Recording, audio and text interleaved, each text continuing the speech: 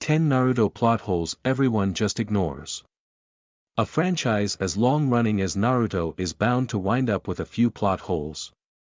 Whether fans care is another matter entirely, though.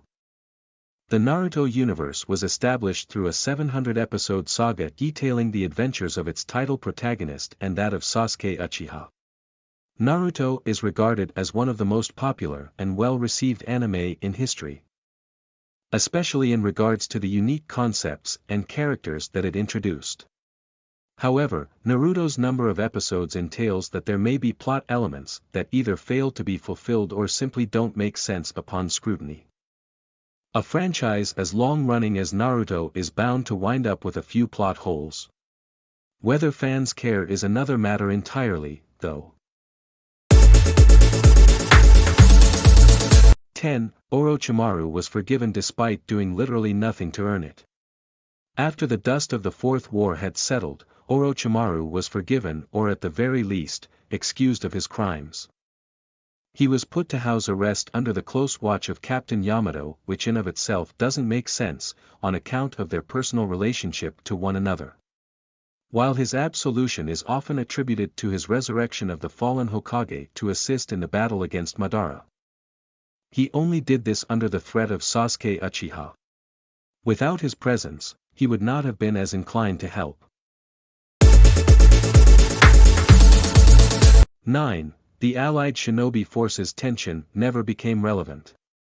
The tension between the Allied shinobi forces was a relevant staple to the Fourth War arc. It was understandable, they had fought against each other for decades, with their ancestors having bled for their animosity. Some were even direct participants of the previous wars. With the tensions in the army jeopardized by the White Zetsu infiltrators, it makes sense that the army would have turned on itself. However, it never actually did to any consequential degree, denying the narrative an entertaining and plausible plot point. 8. The Valley of the End was a monument to someone that tried to destroy Konoha 3 times. The Valley of the End was home to 2 massive statues dedicated to Hashirama Senju and Madara Uchiha. However, the latter was a monster who attempted to destroy the leaf 3 times, first in attempting to break the union with Konoha, second in harnessing Kurama and fighting Hashirama, and third during his onslaught in the Great Ninja War. He also massacred considerable swathes of other villages in his quest for supremacy. Although most of the monument may have been destroyed during Naruto's battle against Sasuke, there are no plans to rebuild them in a more appropriate likeness. 7. No one was alarmed that Danzo went missing. Regardless of any personal feelings toward Danzo, he played an important role in leading the Leaf during Tsunade's absence. The man represented Konoha at the 5 Kage Summit and lead an intelligence organization on par with the Umbu. This makes his subsequent disappearance after he and his retainers were slaughtered by Sasuke particularly inexplicable. Few were concerned as to his whereabouts, friend or foe alike.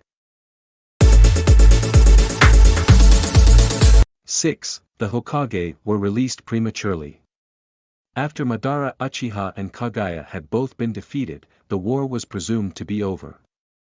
As a result, the Hokage were released back into the afterlife and the peaceful state they once thoroughly enjoyed. Not only was this extremely premature on account of Naruto's pending battle with Sasuke, it was ill-advised for how they could have assisted Konoha, since the Leaf was still reeling from a devastating war. Any one of them would have provided invaluable leadership that could get it back on its feet. Instead, they appointed Kakashi, a man with little interest or capability, to be leader. 5. Pain was technically right. Nagato's thesis was that people could only truly understand each other through mutually shared suffering, hence his moniker, Pain. This philosophy was presented as noble but erroneous by Naruto Uzumaki during their confrontation. However, the 4th Ninja War itself proved him correct. Through the suffering risked and the threat faced, the world was forced to come together and act as a united power. poetically. This was similar to the Akatsuki leader's intentions the entire time. 4. Gaara lead the allied shinobi forces, despite being the least qualified. While the allied shinobi forces may have been governed by the 5 Kage, Gaara was handily its most present figurehead. This was illustrated through his speech before the United Front's charge and his participation in the coming battle.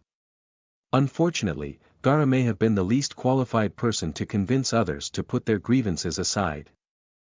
Considering he butchered his opponents without mercy during the Chunin exam and was scarcely trusted by his own village, there were many other candidates who should have provided more charismatic leaders.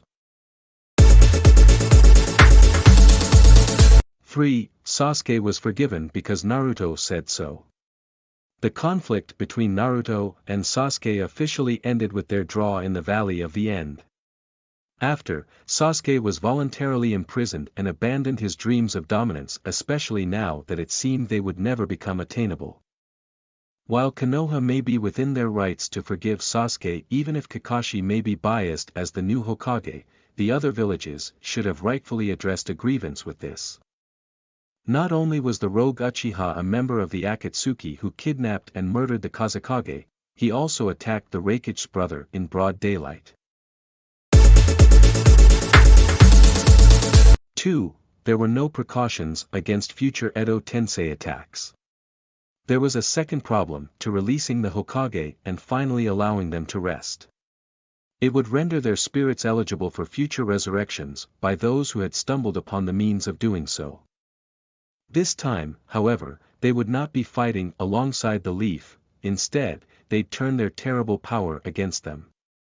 In fact, there have been no palpable mentions of graveyards becoming more secure ever since Kabuto's gambit to conquer the world. As a result, a similarly devious and talented shinobi could unleash another disastrous, worldwide bloodbath after enough time and preparation. 1. No one cared about Shikamaru's revenge. After Asuma's death, Shikamaru carried himself with a much darker demeanor. Shikamaru spoke about avenging his sensei and slaying his murderer with the same zealous fervor of Sasuke. Bizarrely, no one seemed particularly alarmed by this or bothered to inquire further despite the path the Sharingan user would eventually take. The permissiveness afforded to Shikamaru was a decent justification for Sasuke's own actions.